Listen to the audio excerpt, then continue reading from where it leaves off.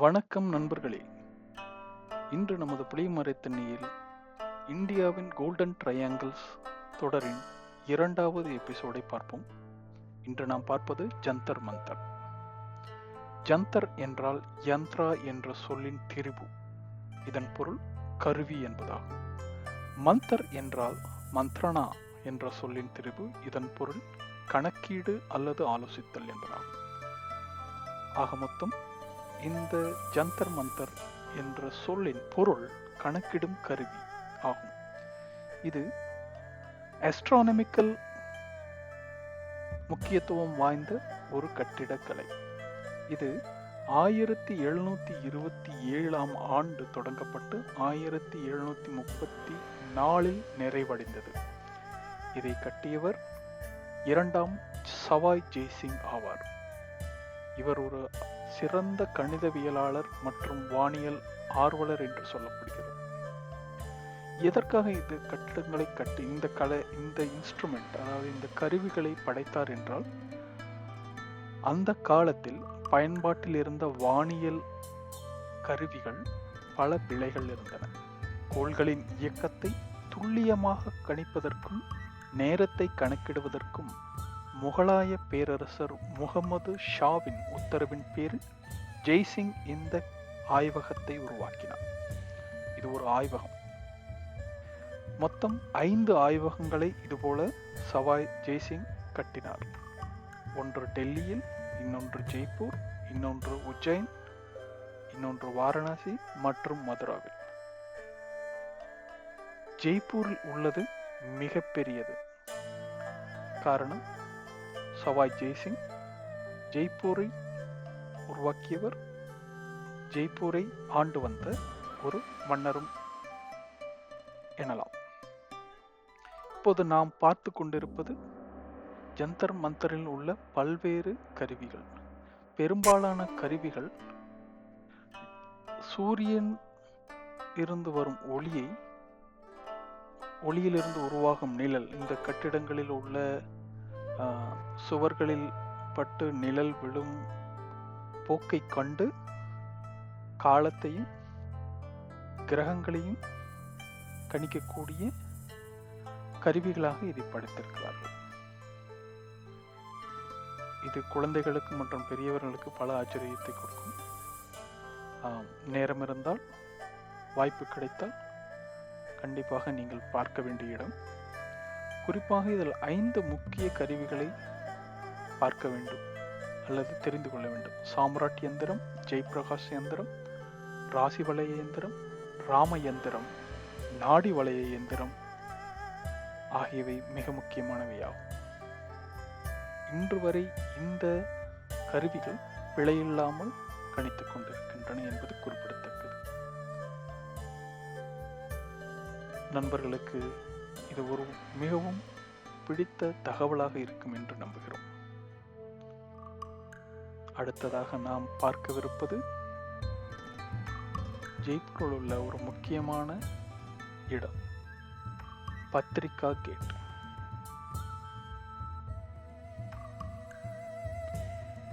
இது சமீபத்தில் 2016ஆம் ஆண்டு தொடங்கப்பட்டு 2020இல் பிரதமர் மோடி அவர்களால் திறந்து வைக்கப்பட்ட ஒரு கலை சின்னம். இதை கட்டியவர்கள் ராஜஸ்தான் பத்திரிகா என்ற பத்திரிகை குழுமமும் ஜெய்ப்பூர் வளர்ச்சி ஆணையம் இணைந்து இந்த கலை சின்னத்தை உருவாக்கி இருக்கிறது. ஜெய்ப்பூருக்கு 9 வாசல்கள், அதில் ஒரு வாசல் இது எனலாம். இது இங்கு வரும் பார்வையாளர்கள் அதிகமாக புகைப்படம் எடுக்கும் இடம் என்று சொல்லப்படுகிறது. அடுத்து நாம் பார்க்க இருப்பது ஆல்பர்ட் ஹால் மியூசியம். 1876ஆம் ஆண்டு வேல்ஸ் இளவரசர் ஆல்பர்ட் எட்வர்ட் ஜெய்ப்பூருக்கு வருகை தந்தார். அவரது வருகையின் நினைவாகவும் அவருக்கு மரியாதை செலுத்தும் விதமாகவும் இந்த கட்டிடம் கட்டப்பட்டதால் இதற்கு ஆல்பர்ட் ஹால் என்று பெயரிடப்பட்டது. இதற்கான அடிக்கல்லை 1876 பிப்ரவரி 6ஆம் தேதி அன்று இளவரசர் ஆல்பர்ட் கட்டினார். மகாராஜா சவாய் ராம் சிங் 2 காலத்தில் தொடங்கப்பட்டாலும் அவரது வாரிசான மகாராஜா சவாய் மாதோ சிங் 2 காலத்தில் தான் இது கட்டி முடிக்கப்பட்டு பொதுமக்களின் பார்வைக்காக திறந்துவிடப்பட்டது. ஆரம்பத்தில் இதை ஒரு நகர மண்டபமாக டவுன் ஹாலாகவே திட்டமிட்டனர். ஆனால் மாதோ சிங் ஜெய்ப்பூரின் கலை மற்றும் கைவினைப் பொருட்களை பாதுகாக்கும் ஒரு இடமாக இது இருக்க வேண்டும் என்று விரும்பினார்.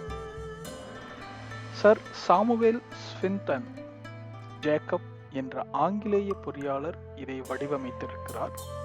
இது இந்தோ சாரசெனிக் பாணியில் கட்டப்பட்டது.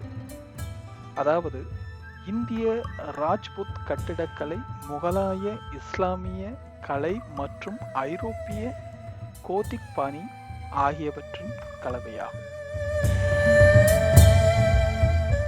இங்கு உள்ள சில முக்கியமான கலெக்ஷன்ஸ் நாம் இங்கே பார்க்க இருக்கிறோம். சுமார் 19,000க்கும் மேற்பட்ட அரிய பொருட்கள் பாதுகாக்கப்படுகின்றன. அதில் குறிப்பாக எகிப்திய மம்மி இந்த அருங்காட்சியகத்தின் மிக முக்கிய ஈர்ப்பு இதுவாகத்தான் இருக்கும்.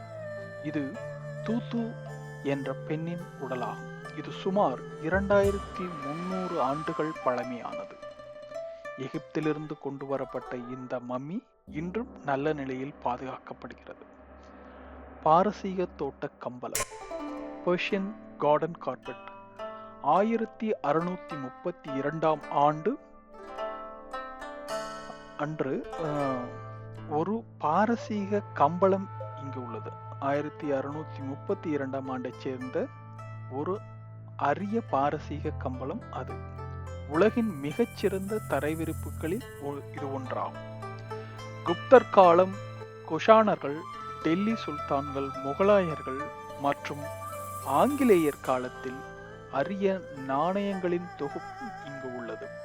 ராஜ்புத் மன்னர்கள் பயன்படுத்திய வாள்கள், கேடயங்கள், தலைக்கவசங்கள் மற்றும் புலிநகம் போன்ற ஆயுதங்கள் காட்சிக்கு வைக்கப்பட்டுள்ளன.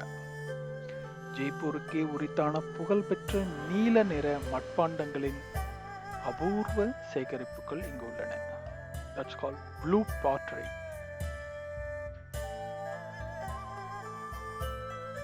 மாலை நேரங்களில் பல வண்ண விளக்குகளால் கட்டிடம் முழுவதும் ஒளிரவிடப்படுகிறது. இந்த கட்டிடத்தின் நிறம் இளஞ்சிவப்பு மற்றும் மஞ்சள் ஒளியில் ஜொலிப்பதை பார்க்கவே சுற்றுலா பயணிகள் இரவில் இங்கு கூடுகின்றனர். நீங்கள் பல்வேறு கலெக்ஷன்களில் குறிப்பாக சிலைகள் மற்றும் உருவங்களை இங்கு காணலாம். இது வெவ்வேறு இடங்களில் இருந்து கொண்டு வந்து இங்கு வைக்கப்பட்டிருக்கிறது.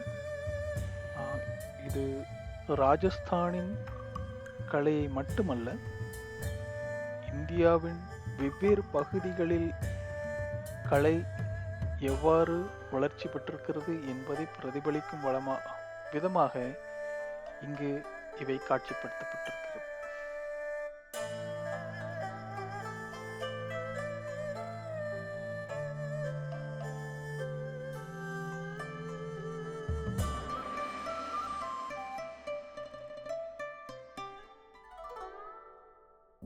மேலும் ஒரு குறிப்பிடத்தக்க தகவலாக, டாக்டர் தாமஸ் ஹோல்ஸ்பீன் ஹென்ஸ்லி என்பவர் ஜெய்ப்பூர் சமஸ்தானத்தின் ரெசிடென்ட் சர்ஜியனாக இருந்திருக்கிறார்.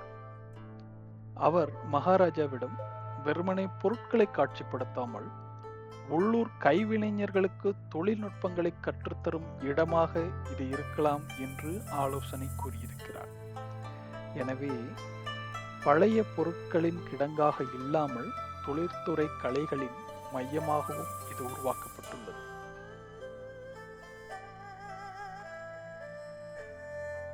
மேலும் 1868 ஜெய்ப்பூரில் கடுமையான பஞ்சம் ஏற்பட்டது. அப்போது மக்களுக்கு வேலை கொடுத்து உணவளிப்பதற்காக மகாராஜா சவாய் ராம் சிங் 2 ஒரு தோட்டத்தை இந்த அருங்காட்சியகத்தில் அருகில் உருவாக்கி இருக்கிறார். 4 கோடி ரூபாய் அந்த காலகட்ட மதிப்பில் உருவாக்கப்பட்ட இந்த தோட்டம் அப்போது 76 ஏக்கர் பரப்பளவில் இருந்தது. அடுத்ததாக நாம் ஜெய்ப்பூரிலிருந்து புதுதில்லி நோக்கிய பயணத்தை மேற்கொள்வோம். அந்த வழியில் இப்போது ஒரு சுரங்கத்தை, ஒரு மலையை குடைந்து சுரங்கத்தை அமைத்து பாதையை அமைத்திருக்கிறார்கள். அந்த வழியாக இப்பொழுது நாம் போய்கொண்டிருக்கிறோம்.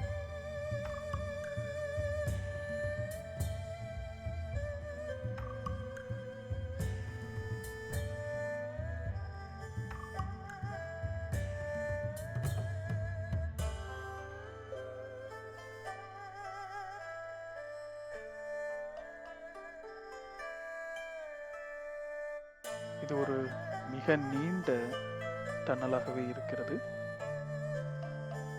அடுத்து நாம் பார்க்க இருப்பது சாந்த் பௌரி அபினேரி என்ற இடத்தில் அமைந்துள்ள ஒரு ஸ்டெப்பல். இது பூமிக்கு அடியில் தலைகீழாக கட்டப்பட்ட ஒரு மாளிகையை போல பார்வையாளர்களை திகைக்கும் வகையில் கட்டப்பட்ட ஒரு கட்டிடக்கலை இங்கு உள்ளது. அதுதான் இந்த ஸ்டெப்பல் ஆகும். இக்கிணறு கிபி 8 முதல் 9ஆம் நூற்றாண்டுகளுக்கு இடைப்பட்ட காலத்தில் சந்தா என்ற நிக்கும்பா வம்சத்து மன்னனால் கட்டப்பட்டது. அவர் பெயராலே இது சாந்த் பௌரி என்று அழைக்கப்படுகிறது. இக்கிணறு அமைந்துள்ள கிராமத்தின் பெயர் அபானேரி. இதன் பழங்கால பெயர் அபா நகரி, அதாவது ஒளி வீசும் நகரம் என்று பொருள். காலப்போக்கில் இது மருவி அபானேரி என்று ஆனது. இது வெறும் கிணறு அல்ல, இது ஒரு கணித புதிர் போன்றது. இது ஒரு சதுர வடிவ கிணறு, சுமார் 30 மீட்டர் ஆழம் கொண்டது.